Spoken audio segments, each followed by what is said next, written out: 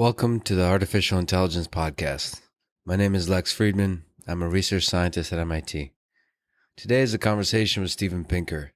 He's a professor at Harvard, and before that was a professor at MIT. He's the author of many books, some of which had a big impact on the way I see the world for the better. In particular, The Better Angels of Our Nature and his latest book, Enlightenment Now, have instilled in me a sense of optimism. Optimism grounded in data, science, and reason. I really enjoyed this conversation. I hope you do as well.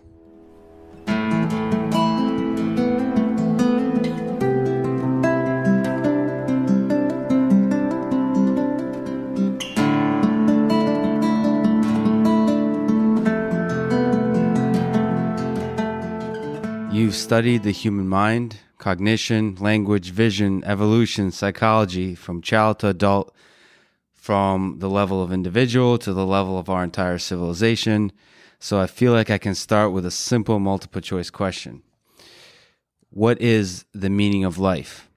Is it A, to attain knowledge, as Plato said, B, to attain power, as Nietzsche said, C, to escape death, as Ernest Becker said, D, to propagate our genes, as Darwin and others have said, E, there is no meaning, as the nihilists have said, F, knowing the meaning of life is beyond our cognitive capabilities, as Steven Pinker said, based on my interpretation 20 years ago, and G, none of the above.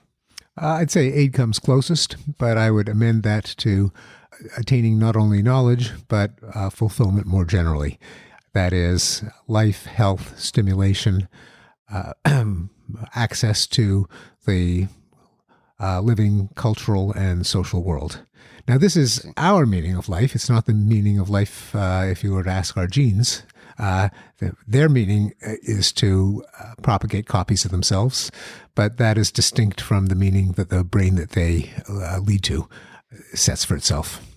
So to you, knowledge is a small subset or a large subset? It's a large subset, but it's not the entirety of human striving, because we also want to interact with people. We want to experience beauty. We want to experience the richness of the natural world. But understanding what makes the universe tick is way up there. For some of us more than others. Certainly for me, that's one of the top 5. So is that a fundamental aspect? Are you just describing your own preference, or is this a fundamental aspect of human nature, is to seek knowledge? In your latest book, you talk about the power, the usefulness of rationality and reason and so on. Is that a fundamental nature of human beings, or is it something we should just strive for? It's both. It is. We're capable of striving for it because it is one of the things that make us what we are, Homo sapiens, wise man. We are unusual among animals in the degree to which we acquire knowledge and use it to survive. We make tools, we strike agreements via language, we extract poisons, we predict the behavior of animals, we try to get at the workings of plants. And when I say we, I don't just mean we in the modern West, but we as a species everywhere, which is how we've managed to occupy every niche on the planet, how we've managed to drive other animals to extinction, and the refinement of reason in pursuit of human well-being, of health, happiness, social richness, cultural richness, is our main challenge in the present. That is, using our intellect, using our knowledge to figure out how the world works, how we work, in order to make discoveries and strike agreements that make us all better off in the long run. Right. And you do that almost undeniably and in a data-driven way in your recent book. But I'd like to focus on the artificial intelligence aspect of things, and not just artificial intelligence, but natural intelligence too. So 20 years ago, in the book, you've written on how the mind works. You conjecture, again, am I right to interpret things? Mm-hmm. You can correct me if I'm wrong, but you conjecture that human thought in the brain may be a result of a massive network of highly interconnected neurons. So from this interconnectivity emerges thought. Compared to artificial neural networks, which we use for machine learning today, is there something fundamentally more complex, mysterious, even magical about the biological neural networks versus the ones we've been starting to use over the past 60 years and have become to success in the past 10? There is something a little bit mysterious about the human neural networks, which is that each one of us who is a neural network knows that we ourselves are conscious. Conscious not in the sense of registering our surroundings or even registering our internal state, but in having subjective first-person present tense experience. That is, when I see red, it's not just different from green, but it just there's a redness to it Right. that I feel. Whether an artificial system would experience that or not, I don't know, and I don't think I can know. That's why it's mysterious. If we had a perfectly lifelike robot that was behaviorally indistinguishable from a human, would we attribute consciousness to it, or ought we to attribute consciousness to it? And that's something that it's very hard to know. But putting aside that largely philosophical question, the question is there some difference between the human neural network and the ones that we're building in artificial intelligence will mean that we're on the current trajectory not going to reach the point where we've got a lifelike robot indistinguishable from a human, because the way their so-called neural networks are organized are different from the way ours are organized. I think there's overlap, but I think there are some big differences that the current neural networks, current so-called deep learning systems are in reality not all that deep. That is, they are very good at extracting high-order statistical regularities, but most of the systems don't have a semantic level, a level of actual understanding of who did what to whom, why, where, how things work, what causes what else. Do you think that kind of thing can emerge as it does? So artificial neural networks are much smaller, the number of connections and so on, than the current human biological networks. But do you think sort of go to consciousness or to go to this higher level semantic reasoning about things, do you think that can emerge with just a larger network, with a more richly, weirdly interconnected network? Separate again consciousness, because consciousness isn't even a matter of complexity. It's a really weird one. Yeah, you could sensibly ask the question of whether shrimp are conscious, for example. They're not terribly complex, but maybe they feel pain. So let's just put that part of it aside. Yep. But I think sheer size of a neural network is not enough to give it structure and knowledge. But if it's suitably engineered, then why not? That is, we're neural networks. Natural selection did a kind of equivalent of engineering of our brains. So I don't think there's anything mysterious in the sense that no system made out of silicon could ever do what a human brain can do. I think it's possible in principle.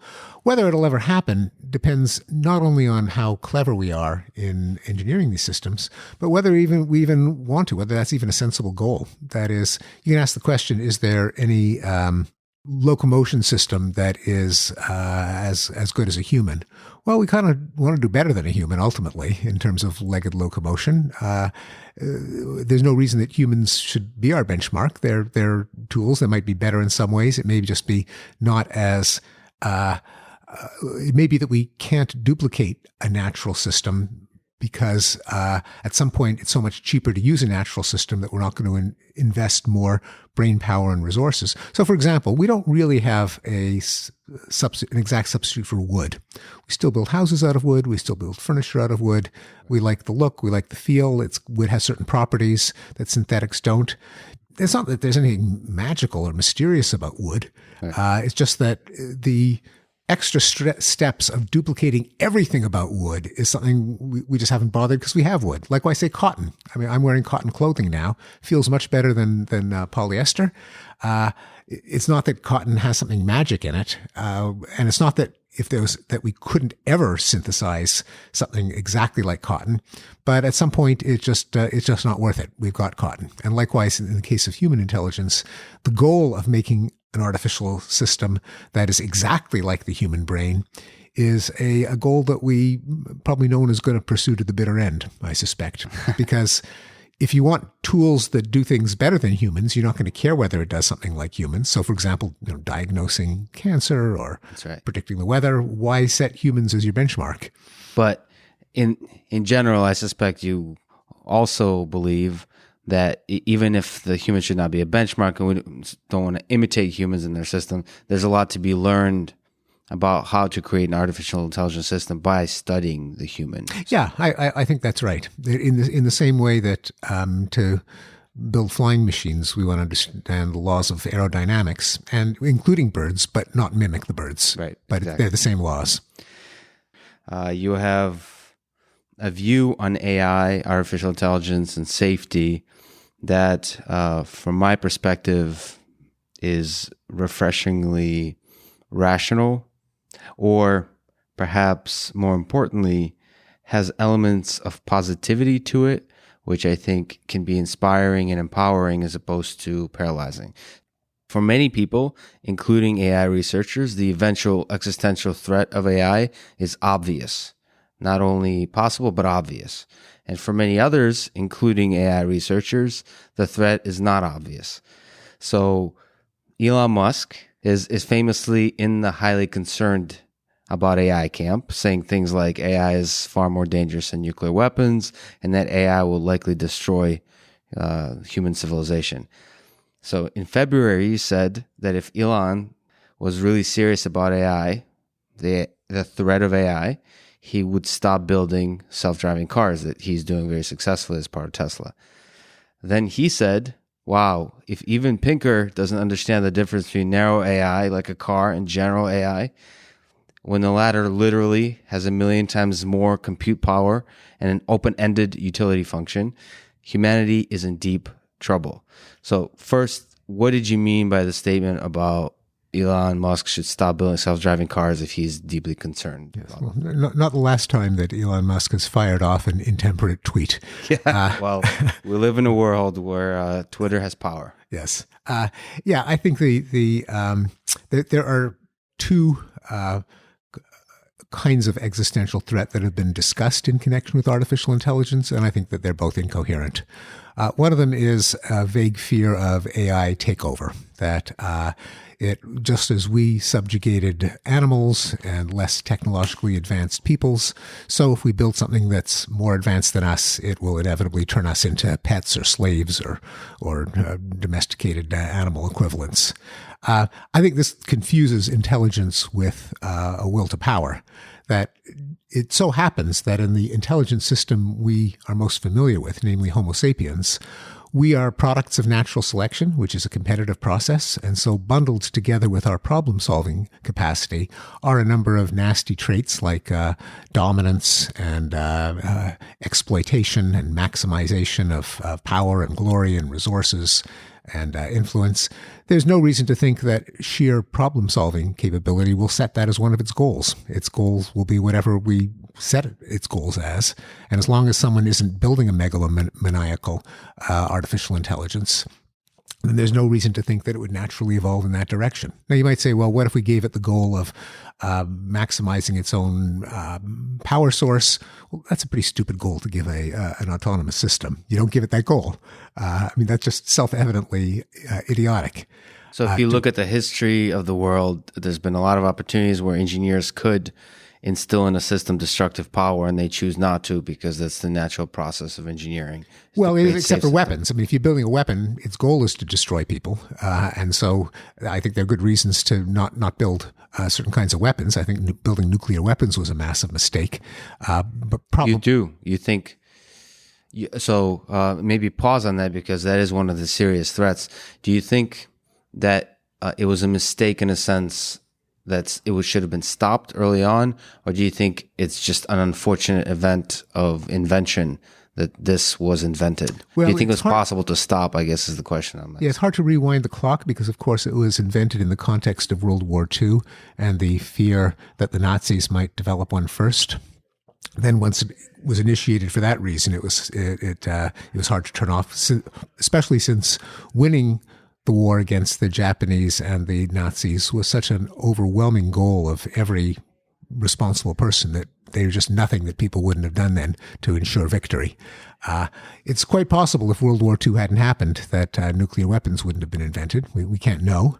But I don't think it was by any means a necessity, any more than some of the other weapon systems that were envisioned but never implemented, like planes that would disperse poison gas over cities like crop dusters, or systems to try to create earthquakes and tsunamis in enemy countries, to weaponize the weather, weaponize solar flares, all kinds of crazy schemes that we thought the better of. I think analogies between nuclear weapons and artificial intelligence are fundamentally misguided, because the whole point of nuclear weapons is to destroy things. The point of artificial intelligence is not to destroy things. So the analogy is misleading. So there's two artificial intelligences you mentioned. The first one is the highly intelligent or power hungry. Yeah, an system that we design ourselves, where we give it the goals. Goals are external to the means to attain the goals. If we don't design an artificially intelligent system to maximize dominance, then it won't maximize dominance. It's just that we're so familiar with Homo sapiens, where these two traits come bundled together, particularly in men, that we are apt to confuse high intelligence with a will to power. But that's just an error. The other fear is that will be collateral damage, that we'll give artificial intelligence a goal, like make paperclips, and it will pursue that goal so brilliantly that before we can stop it, it turns us into paperclips. We'll give it the goal of curing cancer, and it will turn us into guinea pigs for lethal experiments. Or give it the goal of world peace, and its conception of world peace is no people, therefore no fighting, and so it will kill us all. Now, I think these are utterly fanciful. In fact, I think they're actually self-defeating. They, first of all, assume that we're going to be so brilliant that we can design an artificial intelligence that can cure cancer, but so stupid that we don't specify what we mean by curing cancer in enough detail that it won't kill us in the process. And it assumes that the system will be so smart that it can cure cancer, but so idiotic that it can't figure out that what we mean by curing cancer is not killing everyone. So I think that the collateral damage scenario, the value alignment problem, is also based on a misconception. So one of the challenges, of course, we don't know how to build either system currently, or are we even close to knowing? Well, of course, those things can change overnight, but at this time, theorizing about it is very challenging in either direction. So that's probably at the core of the problem, is without that ability to reason about the real engineering things here at hand, is your imagination runs away with things. Exactly. But let me sort of ask, what do you think was the motivation and the thought process of Elon Musk? I build autonomous vehicles. I study autonomous vehicles. I study Tesla Autopilot. I think it is one of the greatest currently large-scale application of artificial intelligence in the world. It has potentially a very positive impact on society. So how does a person who's creating this very good, quote-unquote, narrow AI system also seem to be so concerned about this other general AI? What do you think is the motivation there? What do you think is the thing? Well, you probably have to ask him. But and he is notoriously flamboyant, impulsive, as we have just seen, to the detriment of his own goals of the health of the company. So I don't know what's going on in his mind. You probably have to ask him. But I don't think the distinction between special purpose AI and so-called general AI is relevant.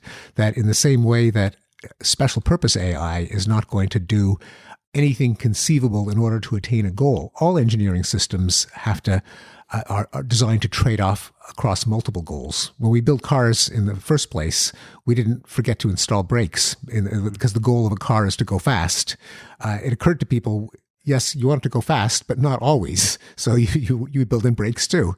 Likewise, if a car is going to be autonomous, and program it to take the shortest route to the airport, it's not going to take the diagonal and mow down people and trees and fences because that's the shortest route. That's not what we mean by the shortest route when we program it, and that's just what an intelligent system is by definition. It takes into account multiple constraints. The same is true, in fact, even more true of so-called general intelligence.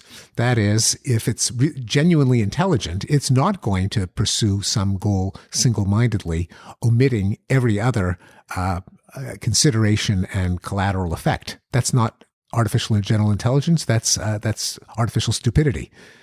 I agree with you, by the way, on the promise of autonomous vehicles for improving human welfare. I think it's spectacular. And I'm surprised at how little press coverage notes that in the United States alone, something like 40,000 people die every year on the highways, vastly more than are killed by terrorists. And we spent $1 trillion on a war to combat deaths by terrorism, about half a dozen a year.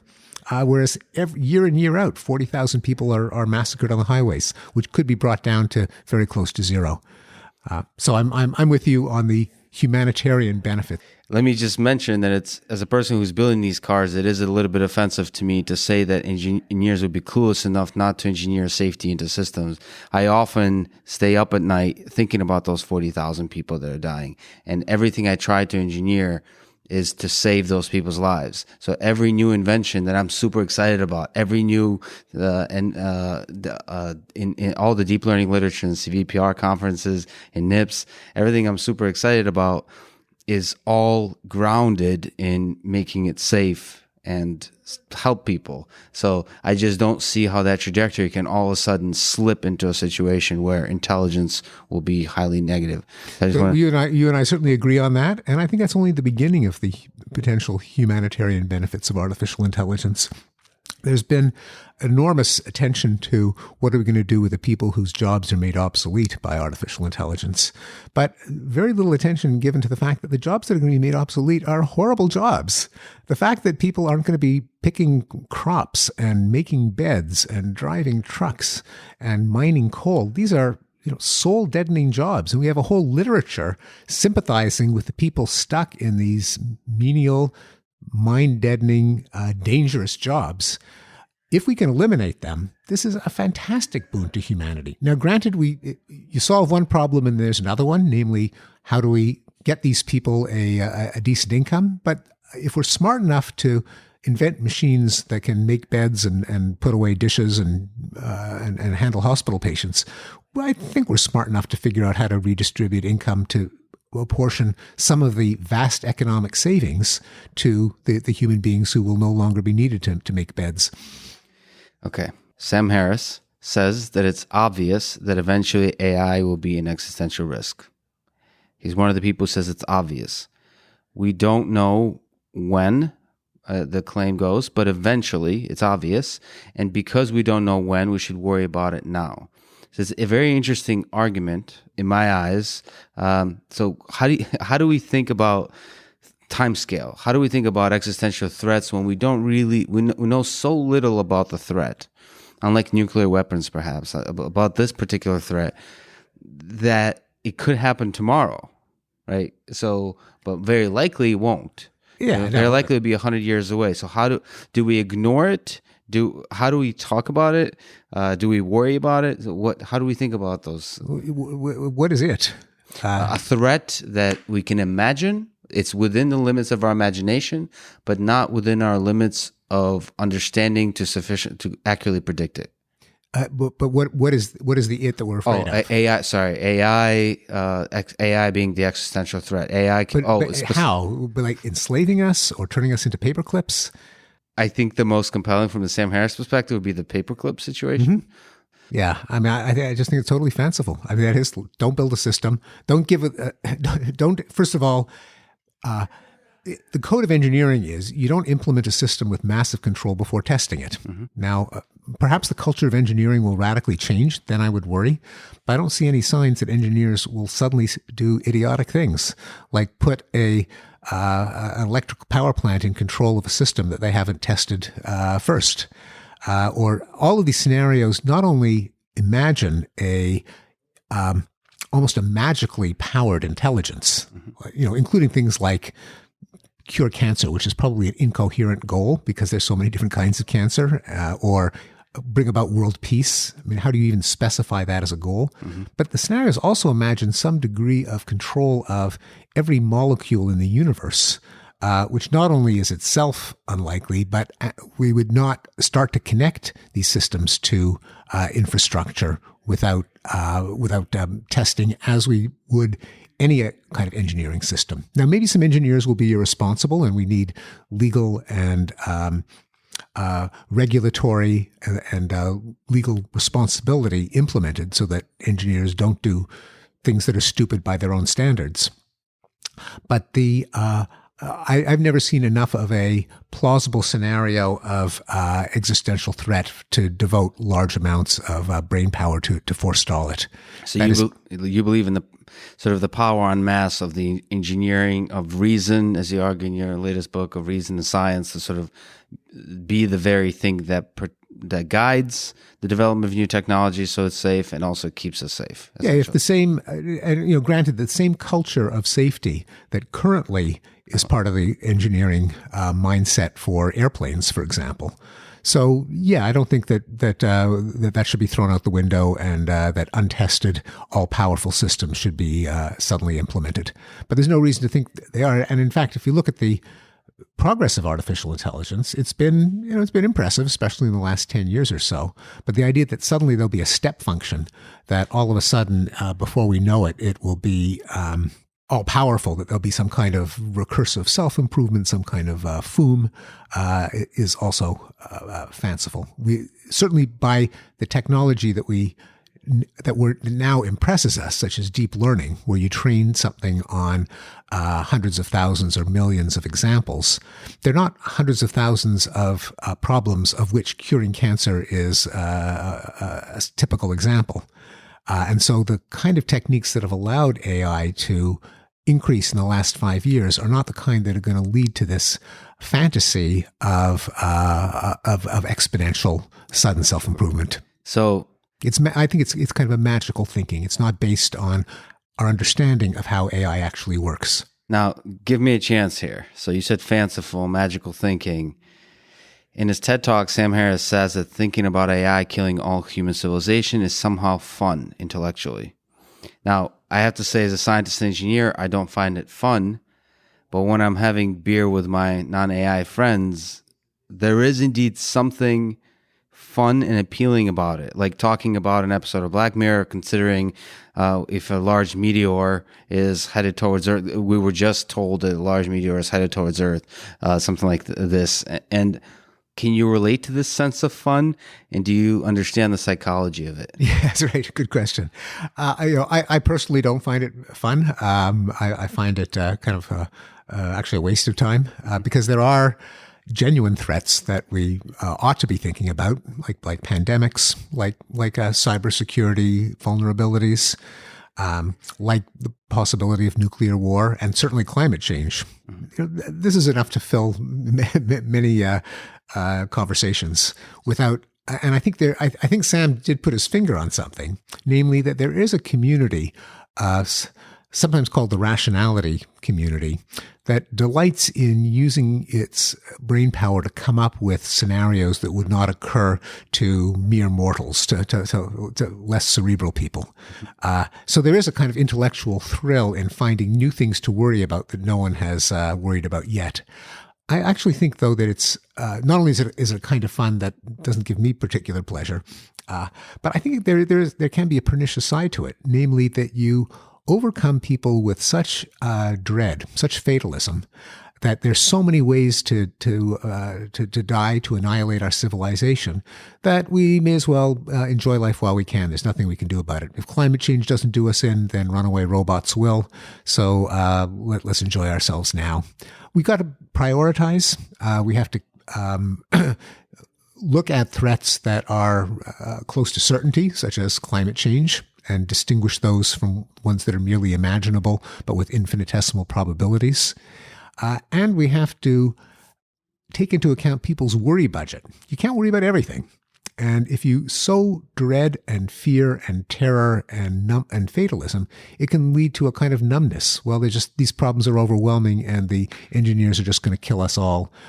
So let's either destroy the entire infrastructure of science, technology, or let's just enjoy life while we can. So there's a certain line of worry, which I'm worried about a lot of things in engineering. There's a certain line of worry when you're allowed to cross, that it becomes paralyzing fear as opposed to productive fear. And that's kind of what you're highlighting. Exactly right. And we've seen some, we know that human effort is not well calibrated against risk, in that because a basic tenet of cognitive psychology is that perception of risk and hence perception of fear is driven by imaginability, not by data. And so we misallocate vast amounts of resources to avoiding terrorism, which kills on average about 6 Americans a year, with one exception of 9/11. We invade countries. We invent entire new departments of government with massive expenditure of resources and lives to defend ourselves against a trivial risk. Whereas guaranteed risks, and you mentioned, as one of them is, you mentioned traffic fatalities, and even risks that are not here but are plausible enough to worry about, like pandemics, like nuclear war, receive far too little attention. In presidential debates, there's no discussion of how to minimize the risk of nuclear war. Lots of discussion of terrorism, for example. And so I think it's essential to calibrate our budget of fear, worry, concern planning to the actual probability of harm. Yep. So let me ask this question. So speaking of imaginability, you said that it's important to think about reason. And one of my favorite people who likes to dip into the outskirts of reason through fascinating exploration of his imagination is Joe Rogan. Oh, yes.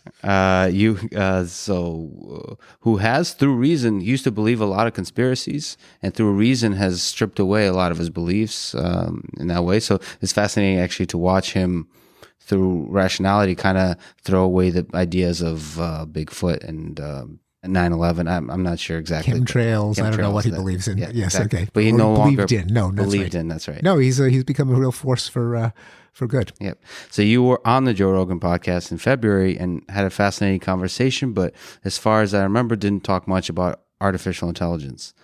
I will be on this podcast in a couple of weeks.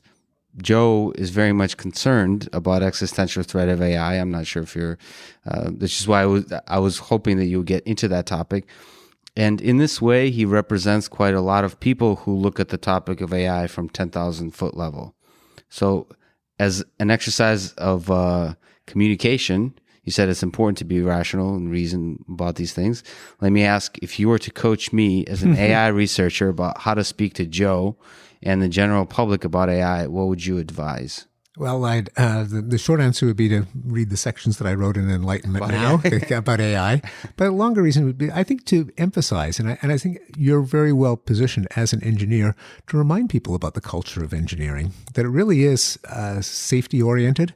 That another discussion in Enlightenment Now, I plot rates of accidental death from various causes. Plane crashes, car crashes, occupational accidents, even death by lightning strikes. And they all plummet because the culture of engineering is, how do you squeeze out the lethal risks? Death by fire, death by drowning, death by asphyxiation, all of them drastically declined because of advances in engineering that I got to say I did not appreciate until I saw those graphs.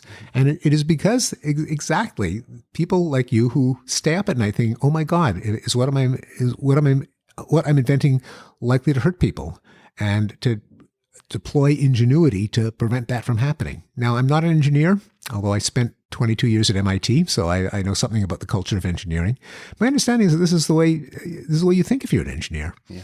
And it's essential that culture not be suddenly switched off when it comes to artificial intelligence. So, I mean, that could be a problem, but is there any reason to think it would be switched off? I don't think so. And one, there's not enough engineers speaking up for this way, for this, the excitement for the positive view of human nature. And what you're trying to create is the positivity. Like everything we try to invent is trying to do good for the world. But let me ask you about the psychology of negativity.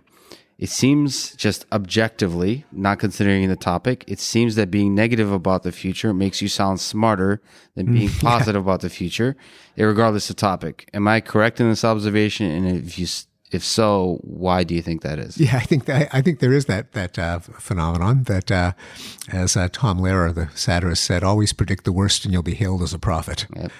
It may be part of our overall negativity bias. We are, as a species, more attuned to the negative than the positive. We dread losses more than we enjoy gains. And that might open up a space for prophets to remind us of harms and risks and losses that we may have overlooked. So I think there is that asymmetry. So you've written some of my favorite books all over the place. So starting from Enlightenment Now to The Better Angels of Our Nature, Blank Slate, How the Mind Works, the one about language, Language Instinct. Bill Gates, big fan too, said of your most recent book that it's my new favorite book of all time. So for you as an author, what was a book early on in your life that had a profound impact on the way you saw the world? Certainly this book, Enlightenment Now, is influenced by David Deutsch's The Beginning of Infinity. A rather deep reflection on knowledge and the power of knowledge to improve the human condition. And with bits of wisdom such as that problems are inevitable, but problems are solvable given the right knowledge, and that solutions create new problems that have to be solved in their turn. That's, I think, a kind of wisdom about the human condition that influenced the writing of this book. There's some books that are excellent but obscure, some of which I have on my on a page on my website. I read a book called The History of Force, self-published by a political scientist named James Paine on the historical decline of violence, and that was one of the inspirations for The Better Angels of Our Nature. What about early on? If you look back when you were maybe a teenager, is there I loved a book called 1, 2, 3 Infinity. When I was a young adult, I read that book by George Gamow, the physicist, which had very accessible and humorous explanations of relativity, of number theory, of dimensionality, multiple dimensional spaces, in a way that I think is still delightful 70 years after it was published. I like the Time Life Science series. These were books that would arrive every month that my mother subscribed to, each one on a different topic. One would be on electricity, one would be on forests, one would be on evolution, and then one was on the mind. Mm-hmm. And I was just intrigued that there could be a science of mind, and that book I would cite as an influence as well. Then later on, when you fell in love with the idea of studying the mind. Was that the thing that grabbed you? It was one of the things, I would say. I read as a college student the book Reflections on Language by Noam Chomsky, who spent most of his career here at MIT. Mm-hmm. Richard Dawkins' two books, The Blind Watchmaker and The Selfish Gene, were enormously influential, partly mainly for the content, but also for the writing style, the ability to explain abstract concepts in lively prose. Stephen Jay Gould's first collection, Ever Since Darwin, also an excellent example of lively writing. George Miller, a psychologist that most psychologists are familiar with, came up with the idea that human memory has a capacity of 7 plus or minus 2 chunks. Mm-hmm. That's probably his biggest claim to fame. But he wrote a couple of books on language and communication that I read as an undergraduate. Again, beautifully written and intellectually deep. Wonderful. Stephen, thank you so much for taking the time today. My pleasure. Thanks a lot, Lex.